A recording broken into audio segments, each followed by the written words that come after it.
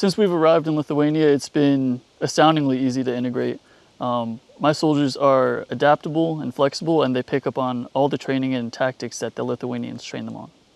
So the Lithuanians have taught us their ground force engagements and their reactability to ground force troops, such as ambushes, obstacles, and any surprise engagements that they encounter.